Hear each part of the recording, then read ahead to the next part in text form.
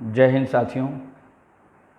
मैं आज कुछ पुरानी बातों के साथ कुछ नए तथ्य आप लोगों के सामने पेश करूंगा।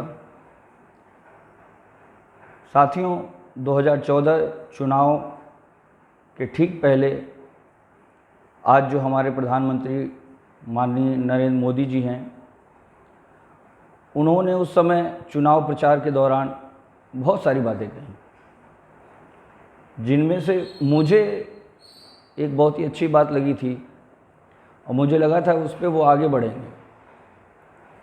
वो था कि जो भी भ्रष्ट नेता होंगे या सांसद होंगे या विधायक होंगे या जो भी होंगे, उनके ऊपर वो कार्रवाई करेंगे और एक कानून लाएंगे और संविधान में एक बिल पेश करेंगे। हालांकि वो कैसे करते क्या करते इसका कोई बात नहीं किया, बट उन्होंने हर रैली में ये बातें रखी। उस समय मैंने ये हास्यास्पद लगा था, क्योंकि मुझे मालूम था ये सिर्फ एक जुमला है, जो कि बाद में जो है अमित शाह जी ने कह भी दिया कि जुमला है, और मैंने उस समय ही पोस्ट कर दिया था कि ये जुमला होगा। आज तक वैसा कुछ करने को तो दिखा नहीं। भ्रष्टाचार पर लगाम लगाने की बात इन्होंने कही सिर्फ और सिर्फ इसलिए उस समय क्योंकि एक 2011 का आंदोलन हुआ। उस आंदोलन से भ्रष्टाचार का मुद्दा बना। उस मुद्दे से कांग्रेस, जो कि पूरी तरीके से उस समय भ्रष्टाचार में लिप्त थी, सत्ता से बाहर हुई। मौका मिला, भाजपा आई। लेकिन हमें ये जानने की आवश्यकता है कि ऐसा क्या हुआ जो अभी भी भाजपा या यूँ कहें भाजपा, भारतीय जुमला पार्टी या झूठा पार्टी, उसी ढर्रे पे चली आ रही है और अपने भ्रष्टाचार को ख़त्म करने के बजाय और बढ़ाए जा रही है। 2014 के चुनाव से पहले जो वादा किया था वो 2019 तक तो पूरा नहीं हुआ। 2019 में भी वही वादा किया और आज तक पूरा नहीं हुआ है। काला धन लाने की बात हो, चाहे वो नोटबंदी की बात हो, चाहे जीएसटी की बात हो, चाहे जो भी बातें हों, ये सारी बातें धरी की धरी रह गई। अब आते हैं एक जो नया तथ्य आया है सीएजी रिपोर्ट के द्वारा। साथियों, मैं आप लोगों के सामने कुछ महत्वपूर्ण तथ्य रखना चाहूँगा। जैसे कि मोदी जी ने अभी सदन में भ्रष्टाचार पे बड़ा जोर शोर से बोला, लेकिन उन्होंने ये नहीं ध्यान दिया कि उन्हीं के नाक के नीचे सारे भ्रष्टाचारी पनप रहे हैं और ख़ुद को एक वॉशिंग पाउडर की तरह इस्तेमाल होने दे रहे हैं वो, या खुद बने हुए हैं। एक तरीके से उनकी पार्टी में तमाम भ्रष्टाचारी जाते हैं और एक वॉशिंग मशीन का काम होता है और ये वॉशिंग पाउडर का काम करते हैं, और जो सारे भ्रष्टाचारी उनके आरोप धुल जाते हैं। तो किस तरीके से ये सारा कुछ हुआ है, और मोदी जी की बातों का भरोसा भी नहीं रहा। भ्रष्टाचार की बात सदन में करते हैं, सीएजी की रिपोर्ट कुछ और कह रही है। जैसे कि आप लोगों को मैं अवगत करा दूं, घोटाला नंबर 1 सीएजी द्वारा द्वारका एक्सप्रेस वे का जो प्रोजेक्ट है वो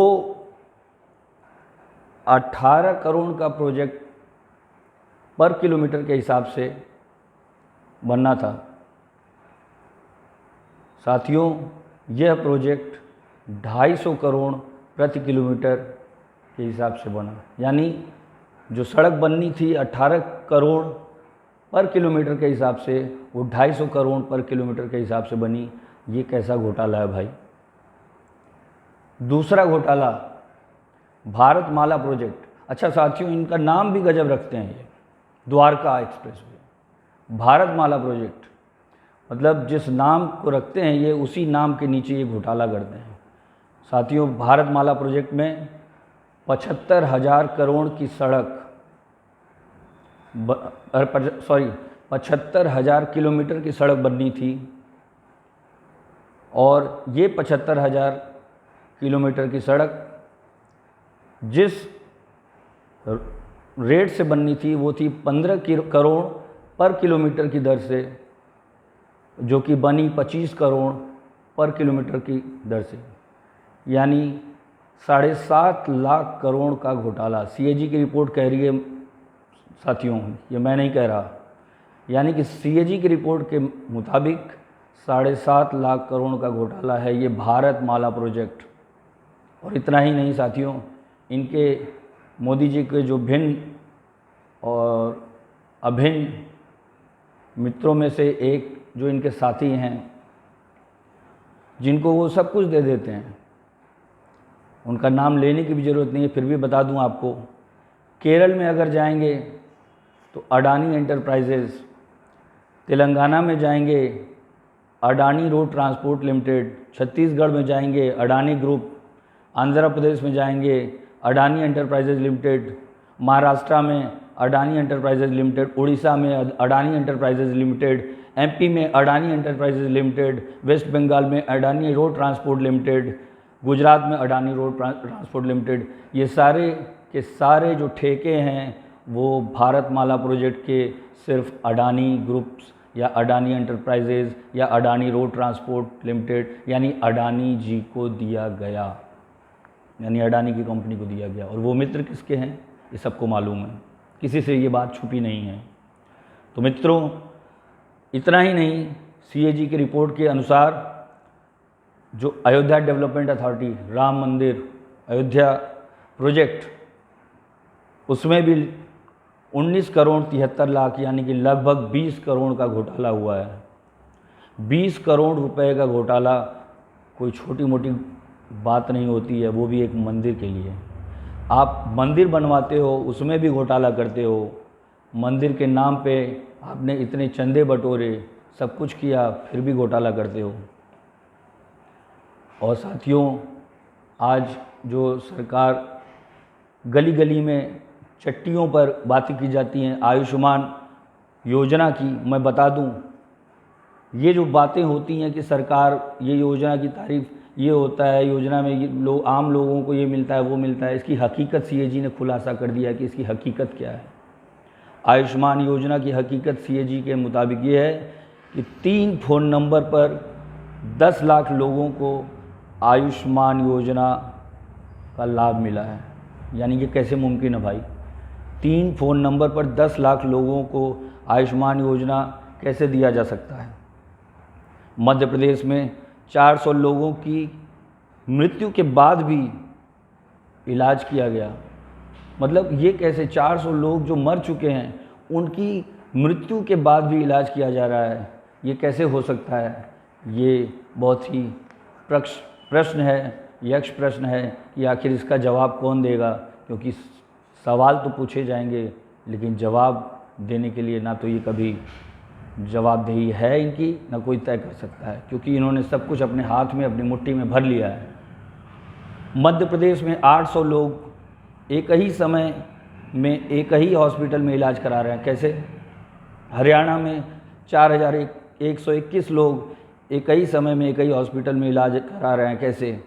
और सबसे आश्चर्यजनक बात भाइयों कि एक महिला ने नवजात शिशु को जन्म दिया और इलाज अलग अलग हॉस्पिटल में। बड़ी ही आश्चर्यजनक बात, ये कैसे हो रहा है। और इतना ही नहीं, टोल रूल्स का जो उल्लंघन है उसके द्वारा भी 154 करोड़ का घाटा हुआ, ये भी सीएजी रिपोर्ट में आया है। एचएएल को सीएजी की फटकार लगी क्योंकि इंजन डिज़ाइन में गलती हुई। इस गलती का खामियाजा 159 करोड़ का नुकसान, ये इसकी भरपाई कौन करेगा, ये कौन पूछेगा।